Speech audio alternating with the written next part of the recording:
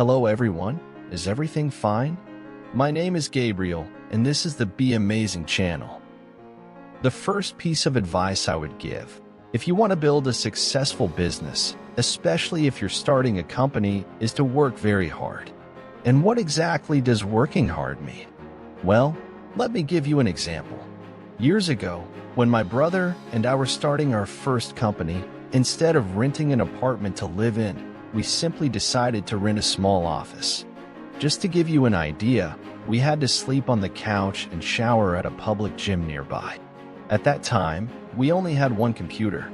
So, our website would be running all day, and I would spend the entire nights programming and improving our business. That's how things worked, 7 days a week, all the time. At that time, for a while, I had a girlfriend. And to spend some time with me, she also occasionally slept in that same office. So work hard every hour of your day and dedicate yourself completely to your business.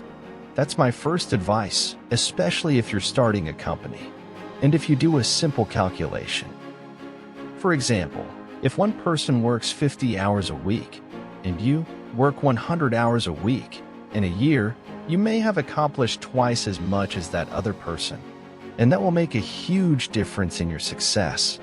The second piece of advice I would give, if you're building your own business or joining a new company, and this might be the most important, is to attract and gather excellent people around you. Or else, join a group of amazing people, people you truly respect and admire. Stop for a moment and think about it. All companies are, essentially, a group of people who decided to come together in pursuit of a common goal, whether it's creating a product or offering a service. For this reason, the success of a company will be determined by the skills and talents of these people and by the dedication and hard work of each member. And of course, it will also depend on the unity of this group and how focused it is on pursuing that same goal. So, if you want to build a successful business, this is the most important thing you must do. Attract excellent professionals and form a group of amazing people. The third piece of advice I would give is to focus on signals instead of noise. At this point, many companies end up getting lost and confused. They spend too much money on things that don't really make their products and services better. For example, at Tesla, unlike many other companies, we don't spend money on advertising.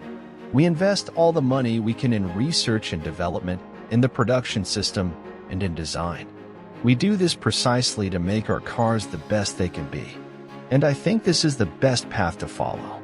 So whatever your company or market is, it's essential to constantly ask yourself, are all these efforts people are making generating a better product or service? If they're not, then stop spending so much money, time, and energy on these efforts. The fourth piece of advice I would give is, don't just follow trends. Maybe you've heard me say that it's good to think the way physicists think, starting with first principles. And what does this mean?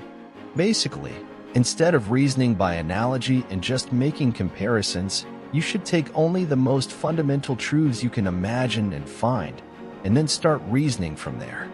This is a great way to find out if something really makes sense for your business and your market, or if it's just something everyone else is doing. I admit it's really hard to think this way. You can't think like this about everything because it requires a lot of effort. But if you're really trying to create something new, this is probably the best way to think. To give you an idea, this parameter was developed by physicists to try to discover counterintuitive things like, for example, quantum mechanics. So you can imagine how powerful this method is. Finally, I think the last piece of advice I can give you is that now might be the best time to take risks. As you grow older, your obligations and responsibilities increase. And when you take on greater responsibilities and have a family, you're no longer just risking yourself, but your family as well. For this reason, it becomes much more difficult to take risks and try things that may not work out. So, the best time to take risks and try something new is before you have these obligations and responsibilities. Take advantage of this moment to take risks. Do something bold. You won't regret it. A big hug and be amazing.